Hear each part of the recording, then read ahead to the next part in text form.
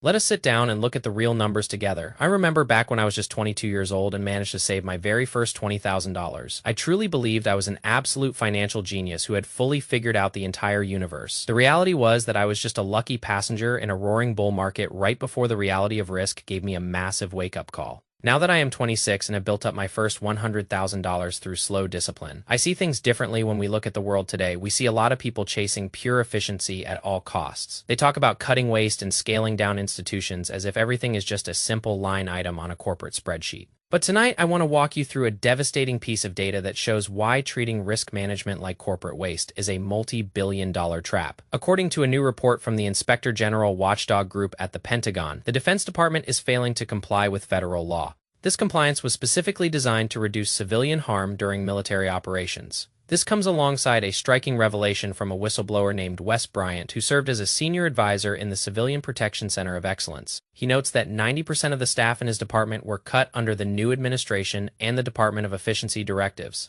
I used to think that cutting budgets was always a net positive for a balance sheet until I learned about the mathematics of systemic failure. When you look at large organizations, whether it is a government defense department or a massive corporate portfolio, the temptation is always to look at defensive units as non-performing assets. The people who calculate targets and double-check errors do not generate direct revenue on a daily basis. The risk compliance officer at a major global bank does not bring in new client capital. The safety inspector at an aviation firm does not speed up the assembly line. So when an aggressive leader walks into the room looking to show off immediate results, those defensive units are the very first things to get hollowed out. They call it hollowing out the waste, but in reality, they are hollowing out the institutional insurance policy. Let us actually look at the math of what happened in Iran with the tragic strike on a girls' school that took the lives of 150 children. The defense officials claim the situation was incredibly complex because the school was situated near a missile base, yet independent investigations and commercial satellite imagery made it completely clear what that building was. The reason the mistake happened is that the automated artificial intelligence software generates lists of targets in seconds,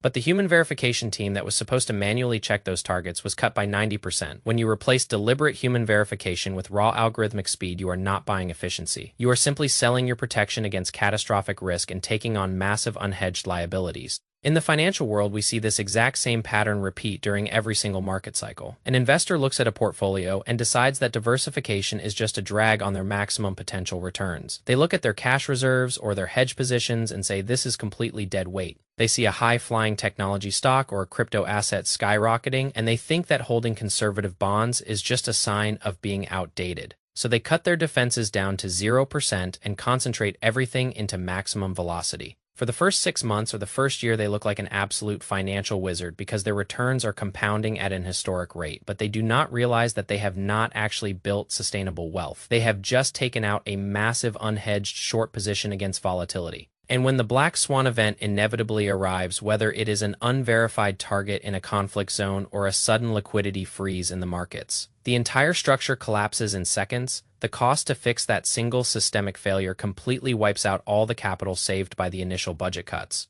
The Pentagon spent years building the Civilian Harm Mitigation and Response Action Plan after thousands of past mistakes taught them that bad targeting destroys strategic partnerships. Yet in 2025, the department submitted legislative proposals to eliminate that very foundation. When you look at this through the lens of pure logic, it represents a total misunderstanding of how complex systems survive. True wealth and true structural power are never built on raw speed or maximum aggression. They are built on the boring truths of durability. They are built on the mathematical certainty that if you play a game with a non-zero probability of absolute ruin long enough, your expected long-term return is exactly zero. The whistleblower mentioned that incoming leaders were obsessed with pure lethality and viewed protection frameworks as a cultural distraction. This is the institutional equivalent of a corporate executive who removes all the brakes from a train so they can boast about reaching record top speeds on a flat track. It works beautifully until the first sharp turn appears on the horizon. We need to realize that the most valuable assets in any system are often the quietest ones. The compliance teams, the legal advisors, the human review boards, and the diversified hedges are what keep the entire machine from tearing itself apart under stress. If you are looking at your own capital today and feeling tempted to cut corners to catch up with a rapidly shifting market, I urge you to look at this Pentagon data as a warning sign. When the largest and most heavily funded bureaucracy on Earth tries to bypass its own safety laws to save time, it results in a devastating loss of credibility. When an individual investor tries to bypass the laws of risk management to maximize their gains, they face sudden and total financial ruin.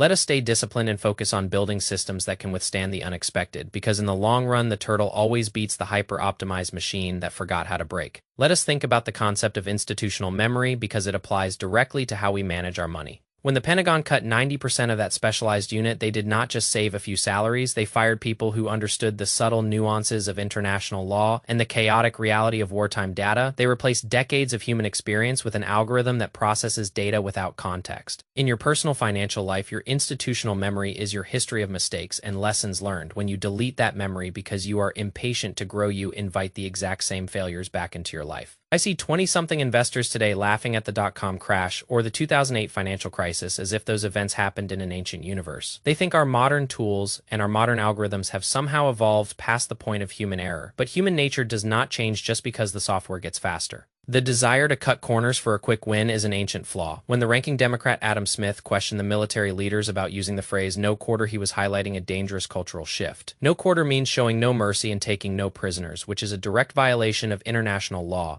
When a leadership team adopts a no-quarter mentality toward their own rules, they create an environment where mistakes are hidden rather than corrected. In corporate governance, we call this a toxic culture of non-compliance. When an executive team cares only about quarterly earnings and ignores safety protocols, the stock might jump for a few months. But underneath the surface, the structural integrity is decaying. Think about the massive corporate scandals we have witnessed over the past few decades. From Enron to the recent banking collapses, they all started with leaders who believed they were too smart for the rules. They believed that safeguards were just bureaucratic red tape holding back their true potential. We must look at our own personal balance sheets with the same critical eye as an independent inspector general. Are you keeping enough cash reserves to survive a 6-month job loss, or have you fully invested every single dollar into the market because you think cash is a wasteful asset? Are you paying for proper health and disability insurance, or are you skipping those premiums because you have not been sick in 5 years? Skipping insurance looks like an efficient cost-cutting measure right up until the day you receive a diagnosis. The goal of financial planning is not to maximize your returns in a perfect world.